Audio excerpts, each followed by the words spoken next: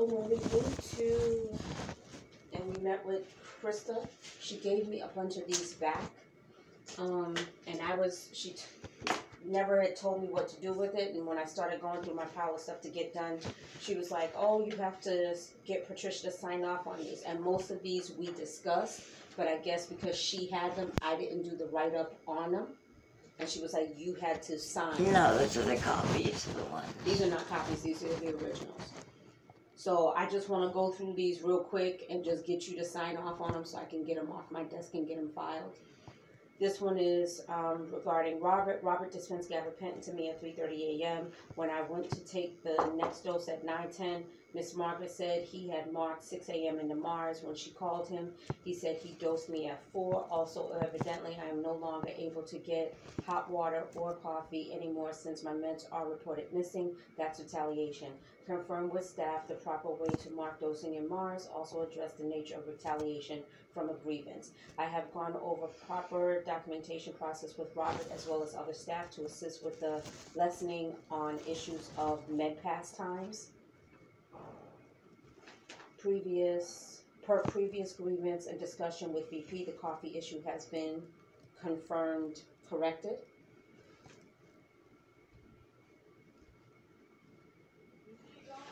No, I'm here. I'm in a meeting. Yeah. And staff instructed to refrain from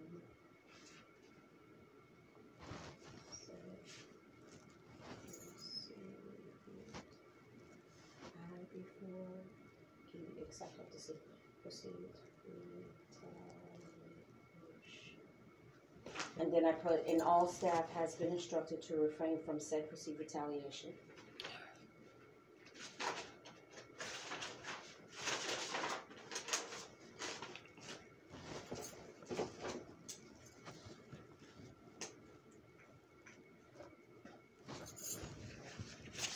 Fiona gave me my Keppra 5 hours early, which I did not notice until I had already taken them, but refused to give me my gabapentin in 20 minutes early. I believe this is psychological manipulation. I am seriously feeling in danger of her. This is getting out of control. This was on 2/1.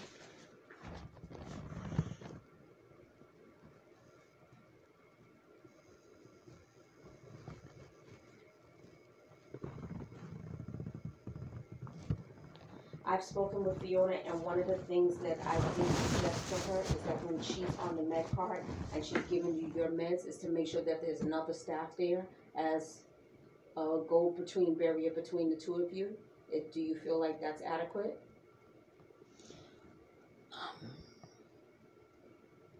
You know, honestly,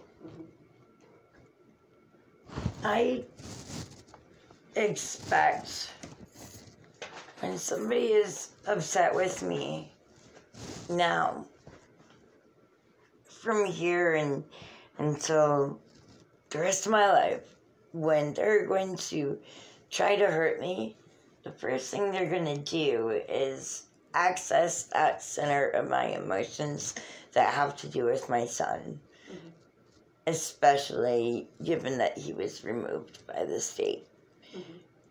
Regardless of what the story is, what the circumstances are, okay? I should have expected that. However, I really wasn't prepared for it, and I wasn't especially prepared for it to come from a staff member of a program like this. It's caused me a lot of problems since then. I really would feel, when it comes to Fiona, I would feel more comfortable if she met in a meeting with you, me, and Krista in the office. I don't have control over that. I can make that suggestion, and I can push that up to Krista. There's also several instances of medication missing, and there's also the instance of my tires being popped And there's also me having to go to the hospital as a result of medication not being given to me. When it comes to anything with Fiona, I'm not going to agree to a grievance with just you.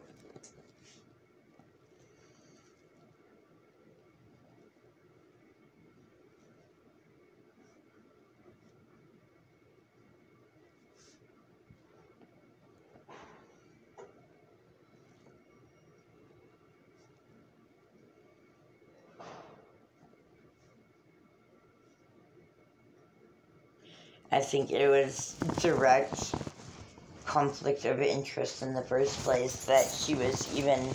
But I came to you when I found out, and I Can you let me finish my sentence, please?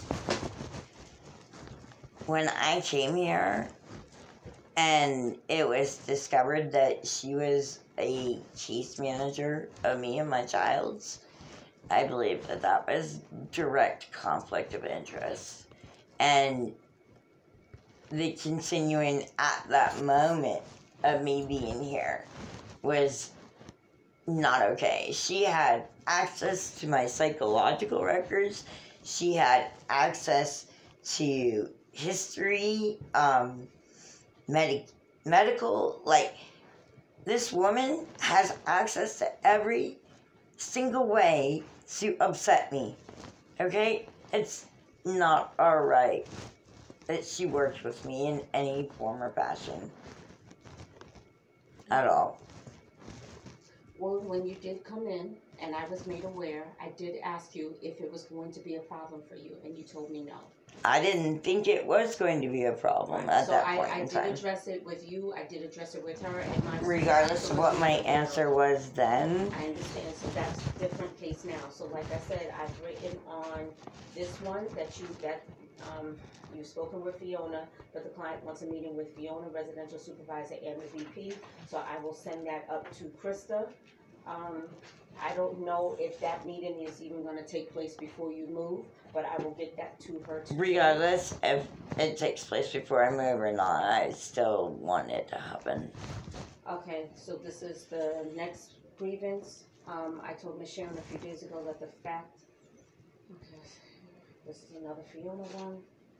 Fiona, Friday, February 15th, I was in the dining room eating when I heard Fiona and Desiree mocking Samuel by imitating his actions and phrases and laughing at him. This is not, this one doesn't get addressed because it's not you, it's Samuel. And I did have Samuel come in and talk to him about this and whether he wanted to file. I talked to him on the phone about it yesterday. Okay. And he said he still has never heard anything about it. Well, I'm not going to discuss. Okay, that's fine. I'm just not going to sign that. Okay, but this one doesn't directly relate to you because it's not. It does because it's something I witnessed. Okay, but it's not he has to bring it and he could put you on as a witness. He can't bring it because he wasn't a witness to it. Okay. At approximately 10:40 on Friday, February 16, 2009, I asked Desiree to please give me my medications that I had overslept. She refused a third dose in a roll of Pepper, my seizure medication, my gabapentin, and my Ambien, which has been previously cleared to be taken at the time. I choose to go to sleep, not to be taken more than once in a 24-hour period. This is getting ridiculous. She intentionally ignored me for the fourth time in 2 weeks. Once I was made to wait for 45 minutes because I wasn't sitting in the chair next to the med room. I waited 2 chairs down. I recommend a review of her actions. So in regards to this one, I did ask her and I did tell them that they need to start looking and seeing what time that you were given and make sure that if... I ended up having to go to the hospital over that, and it was found out that the panic attack that I suffered as a result of that caused problems with my QT waves, and a prolonged QT wave and a short S wave. I'm not going to sign that either. On Desiree's shift on 2/17, I asked 3 different times to have the supervised med count of my controlled medications. We addressed this one in Krista's office. The medication is count.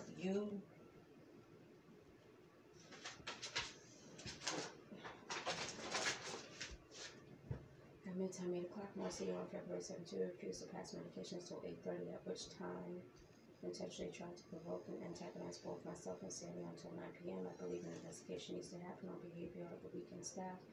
At Safe Haven, I don't feel safe, encouraged, or properly supervised. What would you like? I have investigated. I've watched the cameras. I've talked to other clients. Okay. Look, all of these were brought to the meeting, and none of them were addressed at that point in time. Okay, I will say this. This one was addressed, and any of the one about Samuel was addressed because Krista specifically told you that she couldn't discuss anything that had to do with Samuel. And I want to say, hold on. You talked about your panic attack and having to go to the hospital. Just now. But that was not brought up in the meeting. No, that one was brought up in the meeting. No, it was not. Okay. Sarah was sitting right next to me. That's why she was there. Okay. So, this one is about Desiree. My individual is Marcia. On Thursday, February 14th, I approached Desiree after dinner, addressing the fact that Michael had stared at me throughout dinner in the kitchen doorway, even after everyone had left the dining room. She said maybe he was waiting to do his chores. I agreed with the possibility, but asked if she could please ask him to not stand and stare at me while he waited. She said okay. Evidently, she didn't, because Friday, February 15th, the same situation happened. You can't say evidently she didn't. You don't know if she did or if she didn't. And you can't say evidently just because he did it again. That doesn't mean she didn't have a conversation. You're right. So February 15th, the same situation happened with an exaggerated effect by singing, I see a bad moon tonight, trouble on the horizon. Please intervene. This is creepy and awkward and intimidating. I have spoken to And then when I approached you last week and tried to say something again about it, you and Chris both laughed at me and said, how could I tell he was staring? Chris said, Chris, let's see. I'm not going to sign any of them.